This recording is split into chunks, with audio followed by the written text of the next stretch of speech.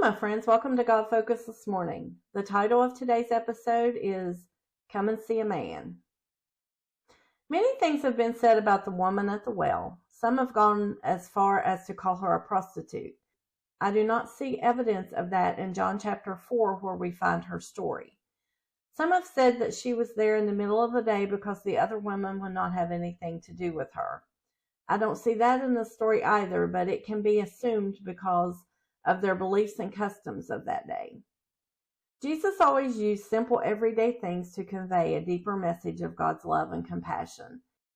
He didn't judge the woman for any of the reasons others would avoid her. First, she was a Samaritan. The Jews and Samaritans didn't associate with one another. Second, she had been married 5 times and was currently living with a man that wasn't her husband. Many considered that a horrible thing, and that is why some would go as far as to call her a prostitute. Third, she was lonely for friendship from the other women in the village. No one knows what she suffered at the hands of the other villagers. She must have had overwhelming pain. In other words, there was a deep loneliness and pain in this woman. Think of all the heartache that she had suffered. She didn't have any friends, no one in her inner circle to cheer her on when life got tough. She had entered 5 marriages thinking that she had finally found the right one, only to find out that he wasn't. What kind of pain and disappointment that must have been each time. Emotional pain is cumulative. It builds on other pain of the past, unless we break free from it and let it go. But she kept making bad choices because she kept layering pain on top of pain. All this time desperately seeking wholeness. Her soul thirsted for acceptance, love, and compassion. She had just been looking in the wrong places, placing her faith and hope in the wrong people. Then she met a man called Jesus. He asked her for a drink to start a conversation. And then he told her he could give her living water, that she would never thirst again. John 4:13 and 14. Jesus answered and said unto her, Whosoever drinketh of this water shall thirst again. But whosoever drinketh of the water that I shall give him shall never thirst. But the water that I shall give him shall be in him a well of water springing up into everlasting life. He is explaining to her that soon he would break down all the barriers. Even the Samaritans will be able to drink of the water given by God. Until the Messiah came, only Jews could be saved. But after Jesus came, all people, Jews, Greek, bond, free, male, female, could have this living water. John 4:23 and 24. But the hour cometh, and now is, when the true worshipers shall worship the Father in spirit and in truth. For the Father seeketh such to worship him.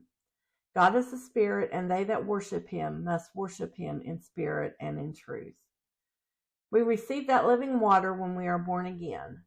God's Spirit enters us and will help heal all of our brokenness. If we allow him, he can take all of our damage from sin, troubles and trials and bad decisions, and make us whole. The woman saith to him, I know the Messiah cometh, which is called Christ. When he is come, he will tell us all things.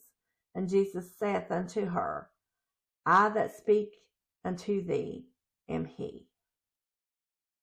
She left her water pot and went into the city and told them all about her encounter with Jesus. Many people knew she was a broken individual, but they believed her, and many believed that Jesus was the Messiah because of her testimony. John 29 and 30. Come see a man which told me all things that ever I did. Is not this the Christ? Then they went out of the city and came unto him. Never feel like your mistakes and failures make you too bad to be used by God. He can fix the brokenness and make over the heart, making it whole. All it takes is for us to allow God to give us a drink of his living water, and we will never thirst again. Then we too can go out and compel the world to come and see Jesus. Jesus says the well of living water will spring up into everlasting life.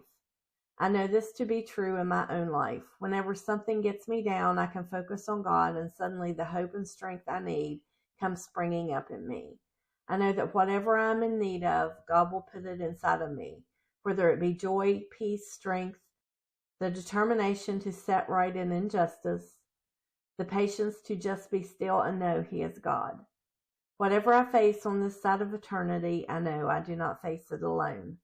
The love of God that He placed within me will give me all I need to get through whatever I face. This is what it means to never thirst again. He is a constant companion, our Father and our friend. Our soul can find rest and peace in Him. It will not long for good things because God has placed them within us. So go out today and tell someone about Jesus. Tell them about God's living water. Thanks for watching. Until next time, be bold, be brave, and keep your God focus. Like, share, and subscribe for more encouragement. Have a wonderful day.